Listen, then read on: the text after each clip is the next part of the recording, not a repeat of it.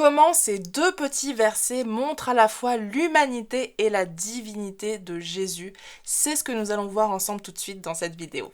Allons-y!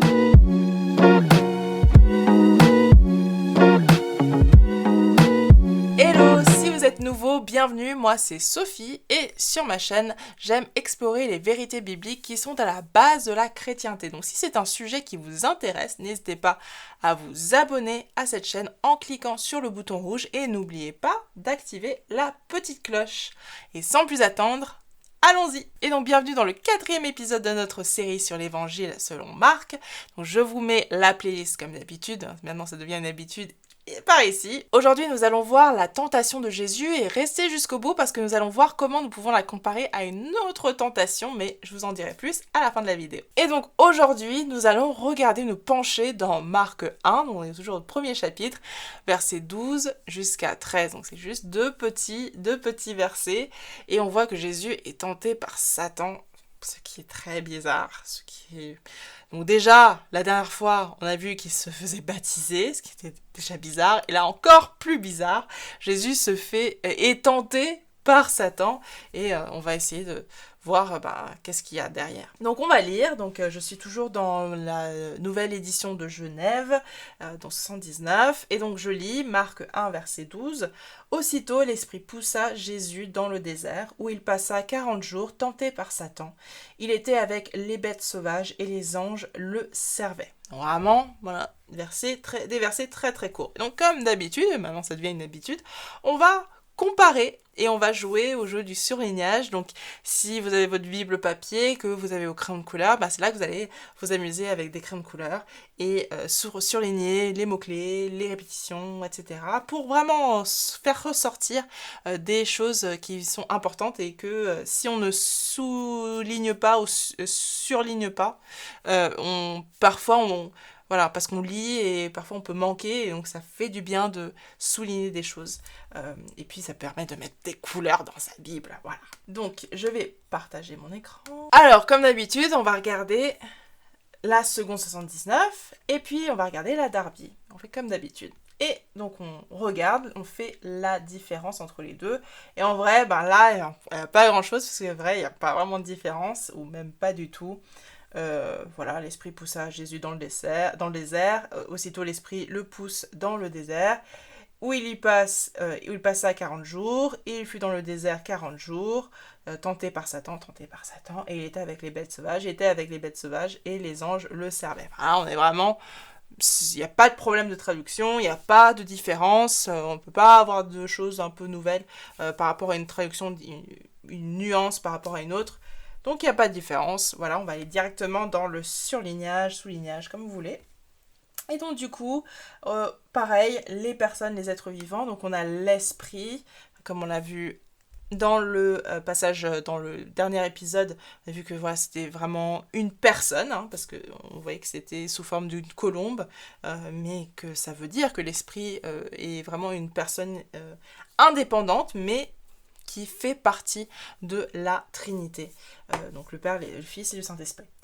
Poussa Jésus, donc bien sûr Jésus en rouge, dans le désert. Donc le désert c'est un lieu, donc on le met en bleu, où il passa 40 jours, donc combien de temps? 40 jours, tenté par Satan. Donc là c'est les mots-clés, bon j'y reviendrai tout de suite après.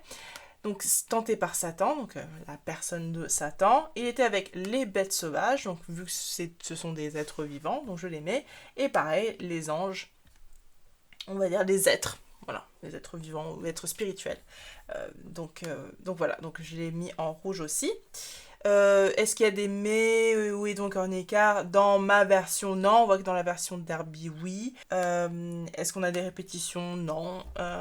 Et est-ce que donc on a des mots-clés, idées-clés qu'on peut tout de suite faire ressortir? Alors, là, on est déjà dans l'interprétation, parce que qui dit que c'est un mot-clé? Moi, j'interprète comme ça. D'autres pourront dire, c'est désert, le mot-clé. Pourquoi pas? On peut l'interpréter de plusieurs manières, donc on pourrait mettre désert en jaune aussi, mais moi ce qui m'a particulièrement marqué, c'est effectivement le tenté par Satan, et les anges le servaient. Donc là, par exemple, pour commencer, on va regarder où se situe notre texte dans le plan du livre. Donc on voit qu'on est juste après son baptême, juste après le baptême de Jésus. Donc voir la vidéo par ici si vous ne l'avez pas encore vue. Et on voit que Jésus, poussé par l'Esprit, se retrouve dans le désert, qui est pas très loin, hein. Donc on voit que on dirait que ça s'est passé juste après, parce que le désert est pas loin du Jourdain. Quels sont les principaux personnages? Donc on a noté l'Esprit, on a noté Jésus, donc là c'est par ordre d'apparence, hein. L'Esprit, Jésus et Satan. Et ensuite, bon, ça c'est vraiment les principaux personnages, parce qu'après j'en avais vu qu'il y avait quelques êtres vivants et des êtres spirituels après. Mais ce sont les personnages principaux. Et on peut se poser la question d'ores et déjà, mais pourquoi c'est l'Esprit qui pousse Jésus? Et c'est important, je pense, de le noter que voilà, Jésus n'y va pas de lui-même, il n'est pas poussé par Satan, on voit qu'il est vraiment poussé par l'Esprit. Et quelque part, on y voit l'action du Saint-Esprit et donc la souveraineté de Dieu. Donc, à travers ce que va traverser Jésus, là, en étant tenté, on voit que c'est apposé du sceau de l'Éternel, apposé du sceau de l'Esprit Saint, l'Esprit de Dieu. Et donc du coup, on voit qu'il est vraiment sous la souveraineté de Dieu et que Dieu laisse faire cette tentation. Et donc ça nous en dit un petit peu sur Satan, que Satan n'agit pas sans que Dieu ne laisse faire. Et on voit aussi la forme passive. Donc comme on le voyait dans le précédent épisode, on voyait la forme passive par Jean-Baptiste, donc Jésus se faisant baptiser par Jean-Baptiste, et là on voit tenté par Satan.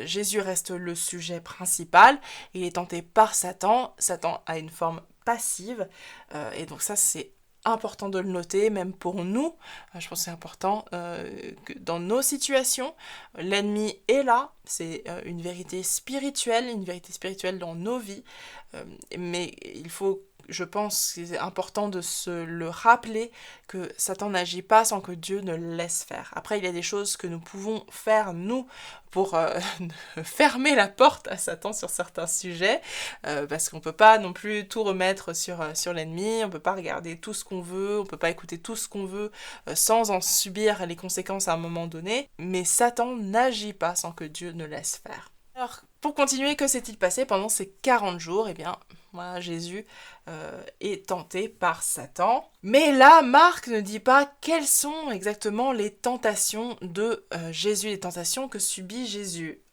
Pourquoi? On ne peut pas vraiment savoir, on peut faire que des suppositions. Donc Pierre, il devait certainement connaître quelles étaient ses tentations, il était disciple de Jésus, donc forcément il avait dû entendre ce qui s'était passé, mais pourquoi ne pas l'avoir mis?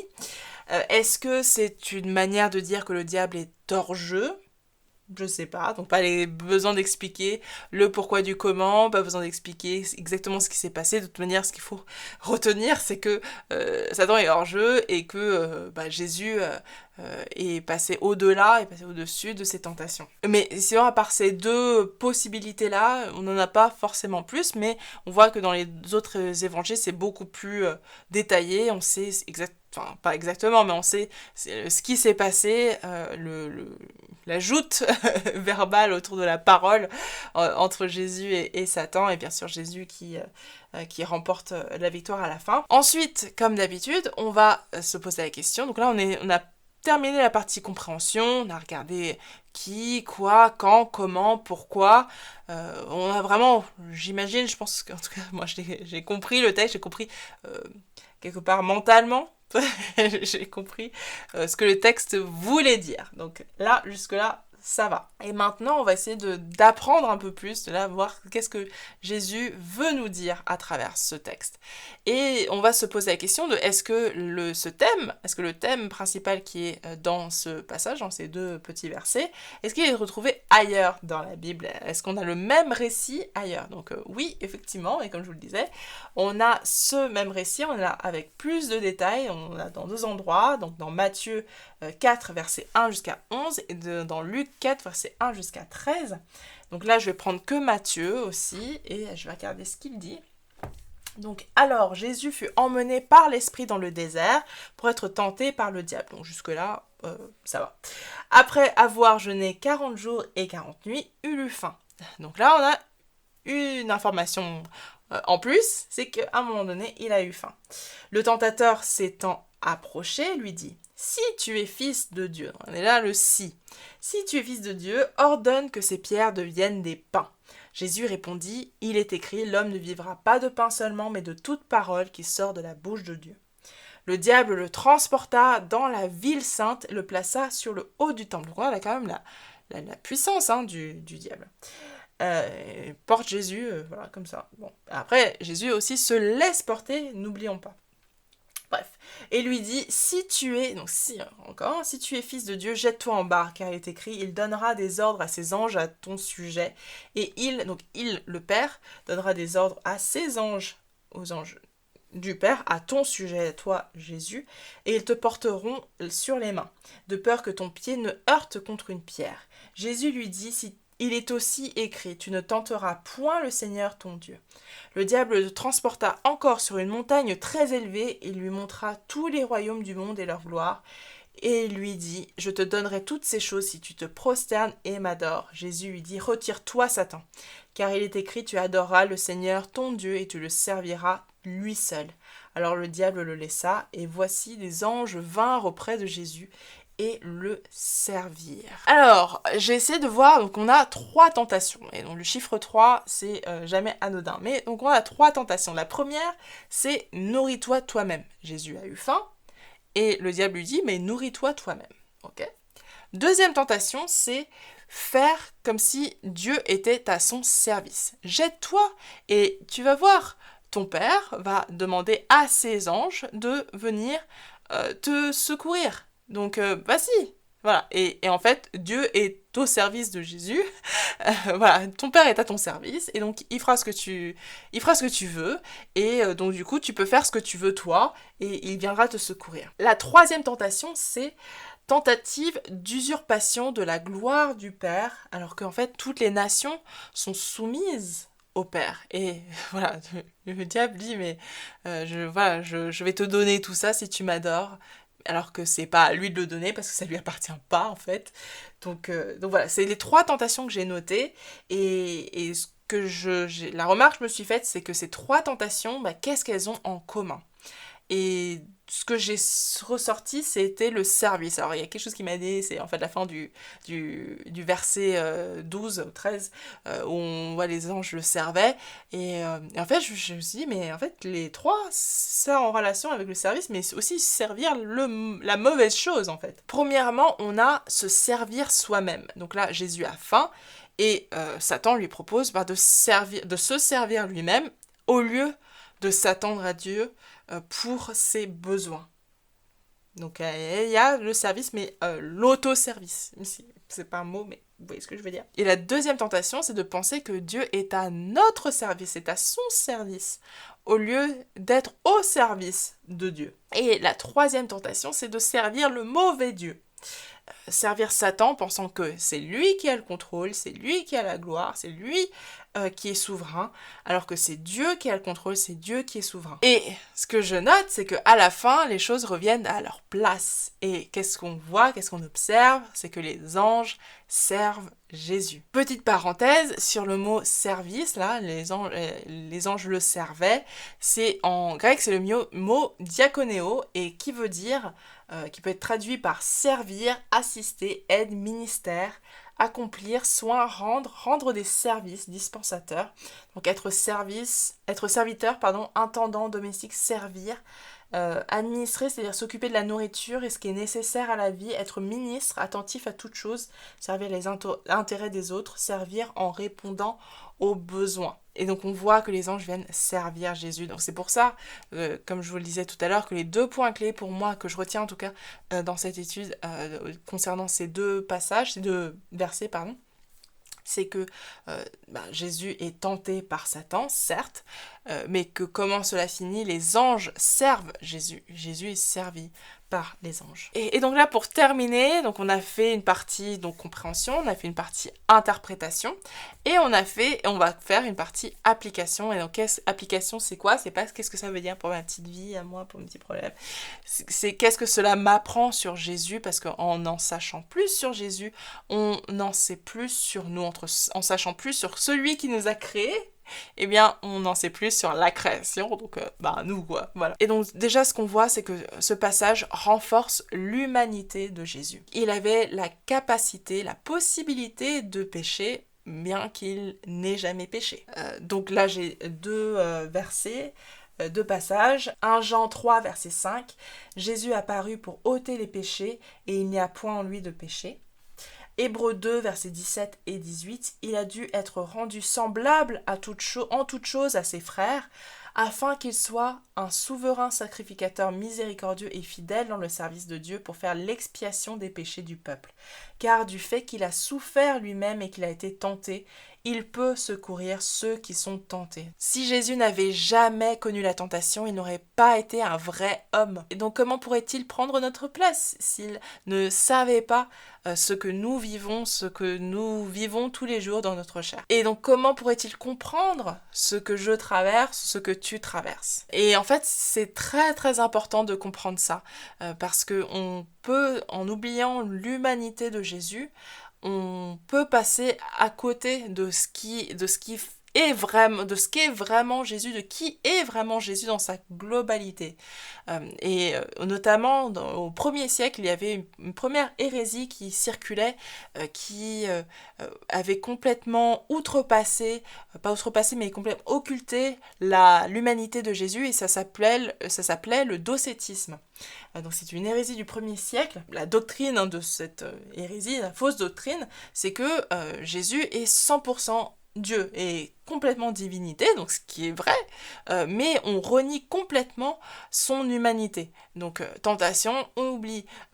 Et tentation, en fait, il n'est même pas capable de pécher parce qu'il est homme, il est divin, pardon, il est Dieu et donc incapable de pécher. Sauf qu'en disant ça, c'est une fausse doctrine malheureusement, parce que ça renie l'humanité de Jésus, et si on renie l'humanité de Jésus, eh bien on renie ce qui nous lie à Jésus, et on pourrait dire en fait c'est trop facile en fait, oui, bien sûr tu es Dieu et tu es venu et tu n'as pas péché, mais en même temps tu es Dieu, donc voilà, oui, très bien, mais donc du coup, qu'est-ce que tu peux faire pour moi?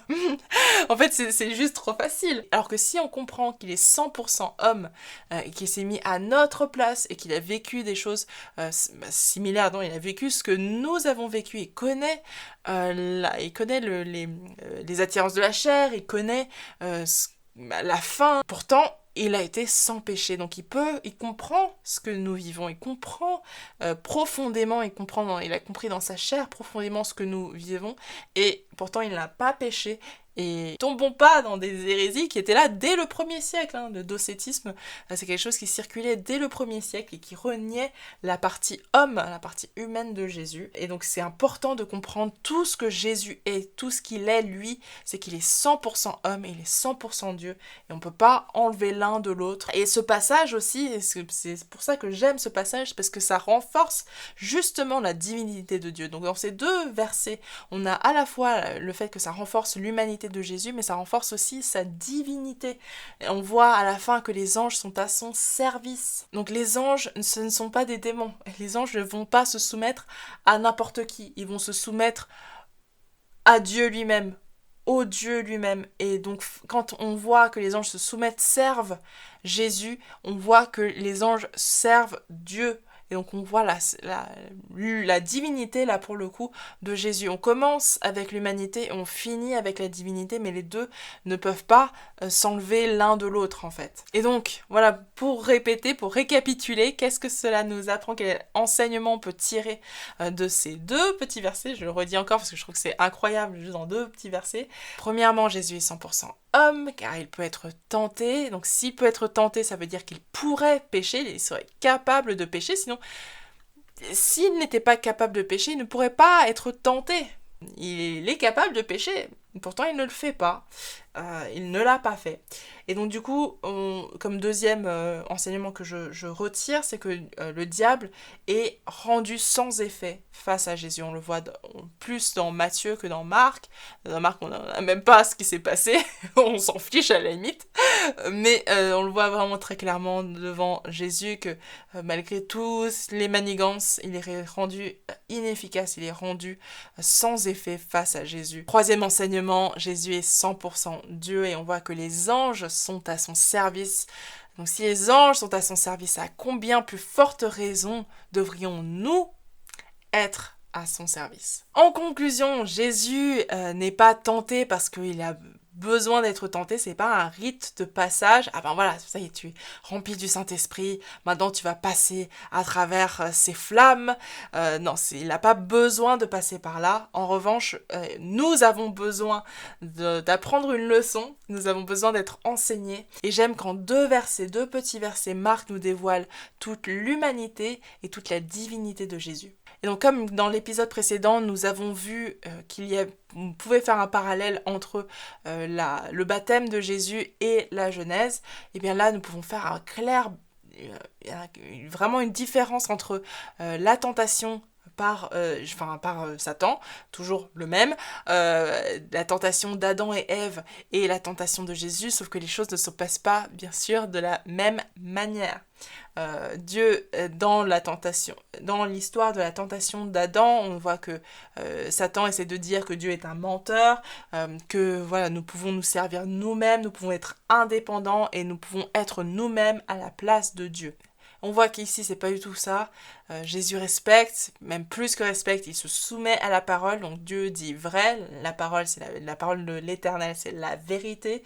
Il se soumet à cette vérité.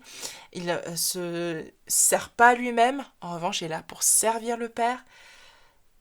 Et il n'est pas à la place de Dieu. On voit qu'il y a clairement une différence entre le Père et le Fils. Chacun est à sa place, mais chacun est en relation avec les uns avec les autres. Et donc nous pourrions comparer, et j'ai préparé une vidéo pour comparer la tentation d'Adam et Ève dans la Genèse et la tentation de Jésus, mais ça c'est le sujet d'une prochaine vidéo. Donc Jésus 100% homme et 100% Dieu, qu'en pensez-vous? Est-ce que c'est en mode Alléluia, oui, vous êtes d'accord, ou moi j'y crois pas, je sais pas, je me positionne pas forcément comme ça, j'avais peut-être pas vu, je suis plus attachée à la divinité de Jésus plutôt qu'à son humanité, ou au contraire, je suis plutôt attachée, parce qu'il y avait ça aussi, hein, à son humanité, et je ne reconnais pas la divinité de Jésus, hein. C'est encore le cas jusqu'à maintenant, et certaines religions qui ont cette croyance-là. En tout cas, voilà, dites-moi un peu l'un ou l'autre, et laissez-le en commentaire ci-dessous, ça me ferait plaisir de vous lire. Et s'il y a un point que vous voulez creuser aussi, n'hésitez pas à le laisser en commentaire ci-dessous. Et donc merci beaucoup pour votre attention, j'en ai terminé pour aujourd'hui, mais avant de partir, voici la vidéo que vous devez regarder ensuite.